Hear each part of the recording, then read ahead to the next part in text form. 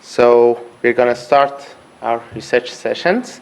So the first actual speaker of today is Eric Eide from the University of Utah. And he's going to talk about generating conforming programs with Xsmith. Thank you so much. Thank you, everyone, for coming to my talk. So this is a talk about random testing of programming language implementations, and we're aiming to find deep bugs. So let's start off by talking about those three things. So has everyone done random testing? It's a very popular thing. It's very fun. So random testing is a procedure like this, right? Up at the top, we have some kind of tool that generates a random input. That random input, we give it to a system that we're trying to test, and we see what that system does with it, right? If we decide if the output is correct, according to whatever test metric we have, then that's fine, and we go back and start generating more tests again. Otherwise, if the system under test didn't respond correctly, we've found a bug, and our testing has been valuable to us, right? So we're going to instantiate that in this talk. Okay, up at the top, we're going to have program generators built on this tool called Xsmith, and in the middle, we're going to be testing the implementations of various programming languages. Okay. So we're interested. Imagine this sort of hypothetical pipeline for a traditional compiler or interpreter. We're interested in finding bugs that give us wrong answers. Okay, that cause wrong answers to be produced by the programs that we're trying to execute, right? So we want to find bugs all the way at the end of this pipeline.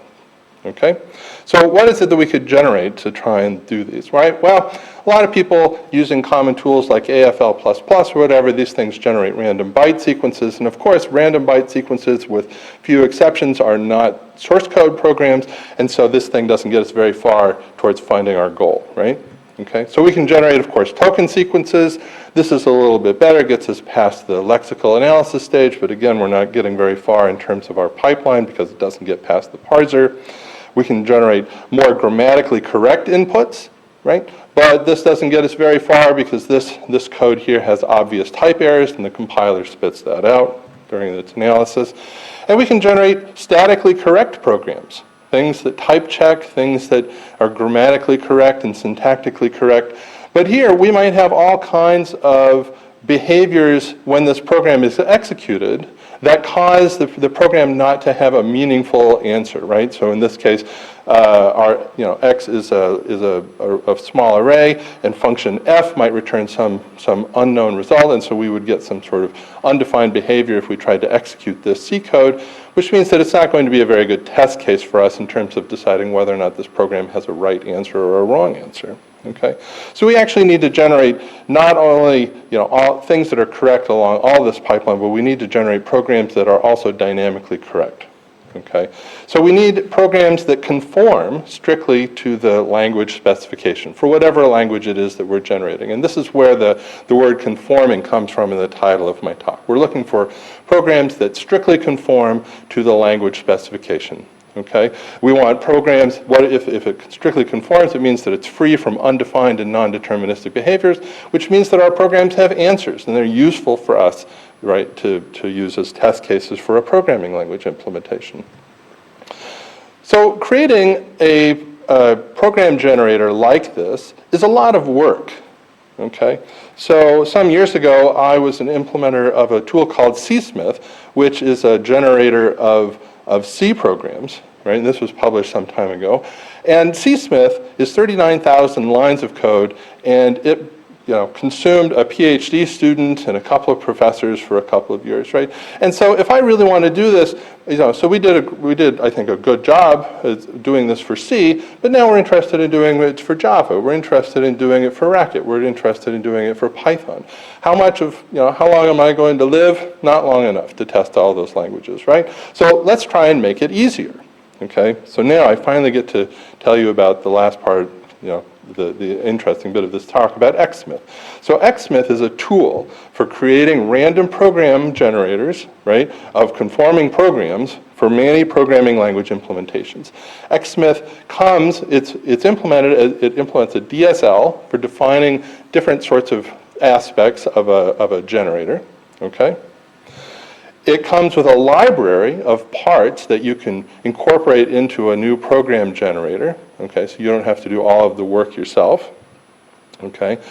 And in terms of evaluation, we've implemented several test case generators on top of Xsmith, and we found that it supports program generators with small implementations. Ideally, these things that indicates that it's easier to write these specifications, right?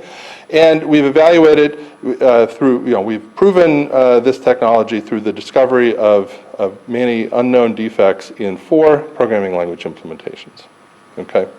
So now let's get into talking about how Xsmith works, okay? So at a high level, somebody who wants to use Xsmith writes a program generator specification and feeds it to Xsmith, okay? Xsmith reads that specification, it processes it, and it produces a random program generator for the language that is described by the specification, okay? And these things, Xsmith and the generator that it produces are implemented in a programming language called Racket. I don't know if you're familiar with Racket, but you can think of it as a modern dialect of Lisp, okay? The random program generator we then run, and we get a output program, which is a test case that we can use for random testing, okay? And of course, you can run it again and again and again to get a million test cases, okay? So what is it that you write in a specification? So here's the first thing that you typically would have to write for a language specification, some kind of grammar, something that's going to describe the syntax trees, the abstract syntax trees that we're going to produce. Okay, so this is a little excerpt for sort of a calculator kind of grammar. You can see sort of the standard BNF-like things, right? We have an expression node kind that is an abstract. We can't actually make just expressions, but we have add, which is a kind of expression. We have div, which is a kind of an expression, and we have int, which is also a kind of an expression. Okay, add and div have left-hand sides and right-hand sides, and integers have an attribute, which is the concrete value. Okay, so this gives you a little bit of feel for this basic, the basic property, right? So let's talk about how Xsmith uses this to generate abstract syntax trees. Okay, so for this example, let's just assume that we've configured Xsmith in a way I haven't told you we want to generate a random tree that has a height of no higher than 2. Okay, so when Xsmith starts off, it creates a special node, a whole node that represents the program that we're going to generate. Okay, and the hand is pointing to our current node. Okay. So now what we need to do is we need to fill the hole. So Xsmith then goes off and it makes what's called a choice object, and it makes one for every node kind that could possibly fill that hole, right? So the top node type is an expression, so the things that could possibly fill here, it would be an add expression, a div, or an integer, okay? And these are objects that represent. So it makes this set of objects, and each one of these objects represents the possible choice of choosing that production, okay? There are a set of methods on each of these objects that tell Xsmith whether or not that choice is going to be feasible in the current context, okay? And these things can look at the current context, it can look at the attributes of the nodes that we're trying to fill, okay? But pretty much this is sort of straightforward. So we've made the current choice objects. It turns out that all of these are feasible right now, and so we make a random choice, and we'll make, in this little example, we'll choose add. So we'll replace the whole with an add. Okay, and that add has that particular attribute has an attribute that says that it's a depth 0. So now we find the current hole and we go again, right? So here, all the current objects, we can pick add, div, or int again. Okay, we'll make a random choice this time. We choose div. Okay, so now we're down to this hole. We choose again. Okay. Now it turns out, so now I've made these choice objects, okay, and Xsmith queries each one, runs the methods, and it says, oh, well, I can't do add or div, because if I made either one of those choices, I would have children, the holes that I would need to fill, and that would ultimately mean that my tree would be too tall. So these objects get disqualified, and of course then it chooses an integer. And you can imagine this is obviously a very simple example of how things work, but essentially you can, this is the general process by which we go about building up these trees. Okay, so nodes have attributes of various kinds, okay? And we have these choice classes, from which we make these choice objects that represent the possible choices that we can make. Xsmith wraps these things up together in what we call a property. And a property is essentially sort of a mini DSL within Xsmith that describes some aspect of the language. And Xsmith provides you with a variety of different built-in properties, and the author of a generator can make their own property. Okay, so here is an example of, again, a pretty simple property.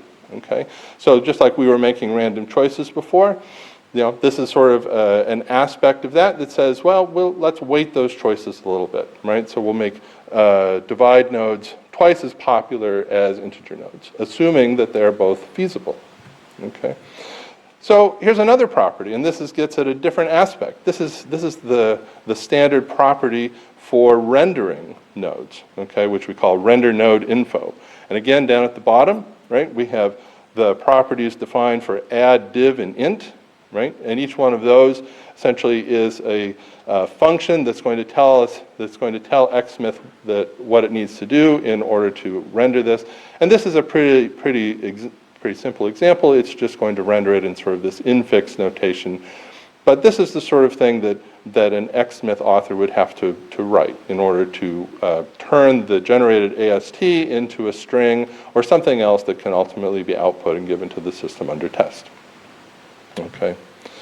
So types are encoded as properties. We have a standard property called type info, okay, which allows you to define the type framework for your language, at least to the extent that it matters for generating random programs. Okay, the framework allows you to define some base types, right? So if you're doing some sort of C or WebAssembly-like language, you have an I32 type. There are common type constructors for functions and products and structures and things like that, right? And because this is a property, right, it works with attributes, and it has an influence on the choices that Xsmith will make when it builds up the tree, right? So type unification, as we consider what nodes are possible where in the tree, right? These type rules can get invoked, and we can say, can we put a node of this type at this position in the tree? That's a question that's answered by how someone fills in their type info property, right? So now I'm going to show you an excerpt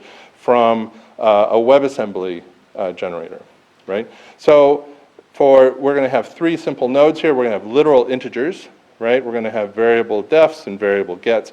And the value that's going to be associated with each of these node kinds, we have to associate two values with each of these. We have to say that if Xsmith chooses this node, what are the types that a node of that kind can possibly inhabit? Okay? And then we have to have a function that says, if I choose this node, what are the type constraints on this node's children as a function of the type of the node itself, okay? And that's given as a dictionary or a map, right? So fleshing this out a little bit, take a look at the int32 one. Int32 is simply an I32. It is exactly the base type, okay? And you can look, a literal integer has no child types, right? And if you look down at the bottom, it says, yeah, this is an empty map. I have no constraints on any children, right? So a variable def is a fresh number, and if you look down at the bottom, I would be pointing, but I'm not pointing because I'm on TV, right? So fresh number is a type variable. It says it has to be some kind of number, and these essentially are all the primitive types inside of WebAssembly, okay? And it says whatever the initializer of this is, a node of this type T, its initializer also has to be of that type, okay? So, pretty straightforward. You use this framework to specify the rules of your language, right? So now I want to move on to the canned components, right? So the abstract grammars of many programming languages are quite similar. They have similar statements, they have similar expressions, they have similar loop constructs. And we say, well, we can generate a lot of that by, for free, we can make it easy for people to just add all of this complexity to their the specification for their new language, and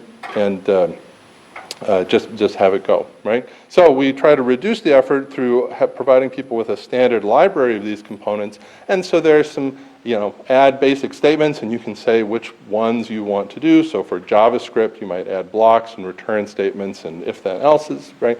There's also an add basic expressions and add loop over container, right? So how did we evaluate Xsmith? We evaluated Xsmith in two particular ways, right?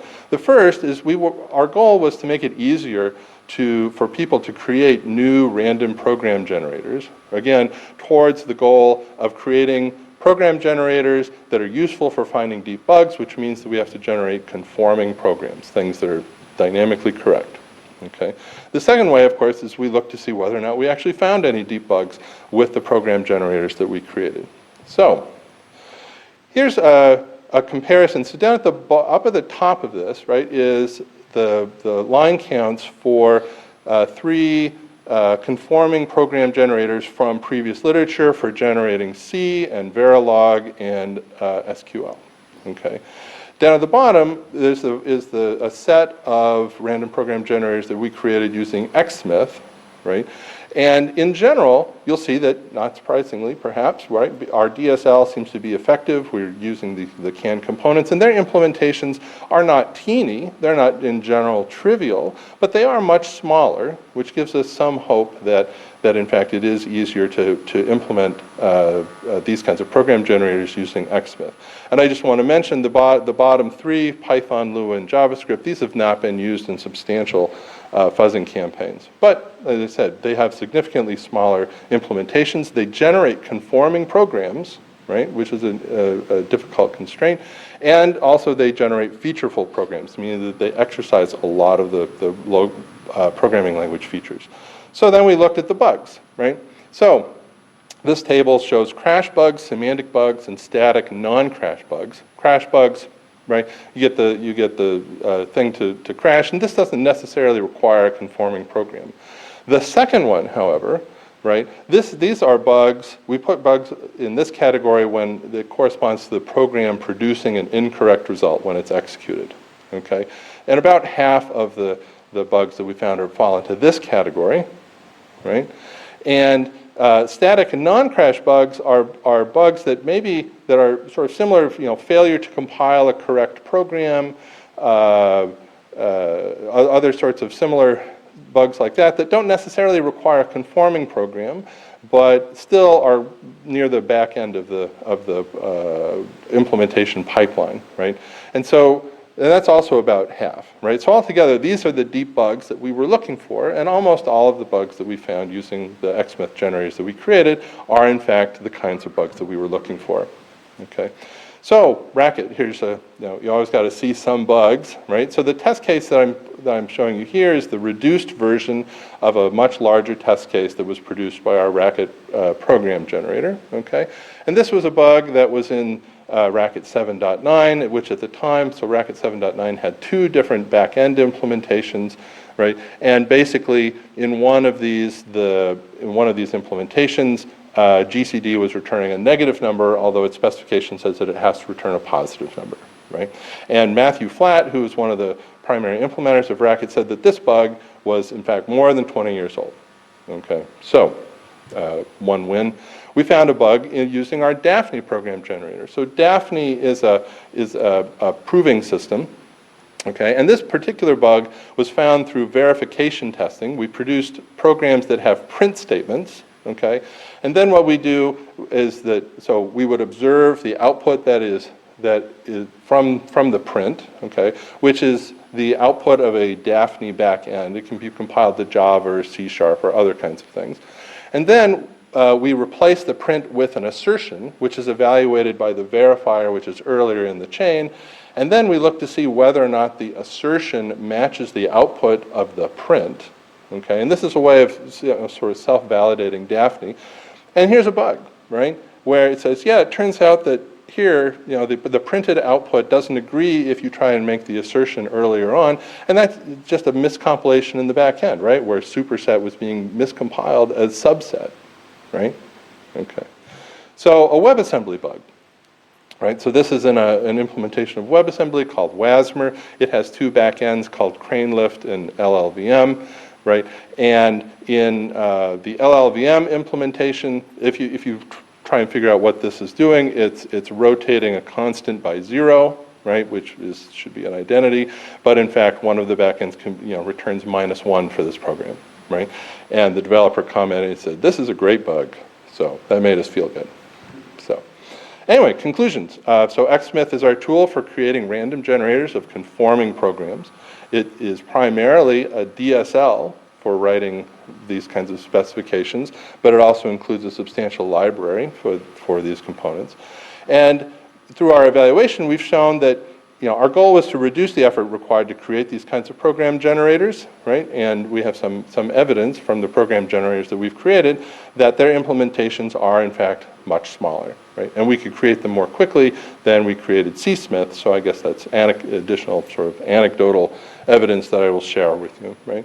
And, our goal was to find deep bugs in implementations of many different programming languages. And we sort of validated that by finding 46 deep bugs in 4 different programming language implementations. So, if this is exciting to you, you can, if you've got Racken on your computer, you can type this, Rako package install Xsmith right now, and you can download it and install it and try it out. So, thank you very much. I'd be happy to take questions.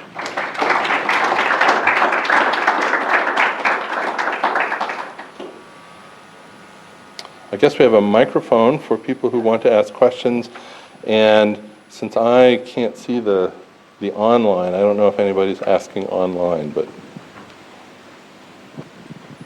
Greetings for online people as well. One very little question just to make sure that I understand, and one deeper bug question. The first one, did you try to re-implement Xsmith in Xsmith? No, we did not. So we did implement a C program generator. Right. But obviously, we did not really carry that all the way forward to the point where it has all of Xsmith's features. Right. So it sort of works, but you did not push for the level of maturity of Xsmith. That's for right. obvious reasons. That's right. Okay, good. And the second one is about the canned components. So I'm sure once you start talking about semantics and boxing things, then a lot of people will remember funcons, for instance, or some other. I'm sorry, what? Funcons, functional components of Peter Moses and CBS and this kind of modular semantics. Mm-hmm. So have you looked at those, or how do you position this with respect to those? And in general, how sure are you about this? Yeah, so this is a great question. So I'm not familiar with the exact piece of work that you're familiar with. I am familiar with Redx. I don't know if you're familiar with Redx. This is a semantics tool that's implemented in Racket.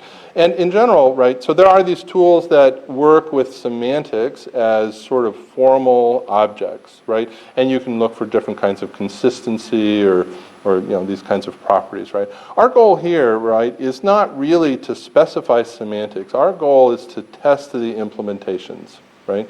And in general, most of our deciding whether or not the output of a randomly generated test case is right or wrong. So you could do that with appeal to the semantics, but in fact that's not generally what we do because we find the semantics hard to work with. And in case there's, we still don't know if the implementation, is fully implementing the semantics. What we tend to use is differential testing, actually. So anyway, but that's a great question. And sort of the nutshell answer is that we're really out to test implementations, right, rather than dealing with the semantics, and that just it changes the kind of tool that you build. Yes? Hi, thank you for the very interesting presentation. I was wondering, when you mentioned the assertions and how you checked correctness, I would like to know how this work relates to, say, property testing tools like QuickCheck and this whole family of random generation of test cases? Because I feel there's a similarity. Yeah, there is a in the work. similarity. So that's often referred to as property-based testing, right? And the kind of differential testing of entire programming language implementations is a kind of property-based testing, right? We're coming up with random inputs, and we have, right? So with property-based testing, you often have also again, you have a specification of what the answer is supposed to be. Here, we often don't know what the answer is going to be, and again, and so how do we know whether or not the answer is right or wrong? Again, we generally rely on differential testing. Now here, of course, we have a different, for Daphne, the particular thing that you were talking about, again, the goal here was not necessarily, when I say verification testing, as was framed in Daphne, doesn't require us to know exactly what the answer is, right? What we're looking to see is whether or not the answer that we get from the verifier is the same as the answer that we get from the compiled version of the program, right? So we're checking for consistency between two different parts of Daphne, right? So, but anyway, excellent question. Yeah, was there another question? Yeah. Yeah, thank you for a very interesting talk. Maybe you say something about this, but so for integers, you could choose just a random value, but for identifiers or references, you have to actually choose something that exists already. How can you deal with this? Yeah, so I didn't talk about that in this talk for time.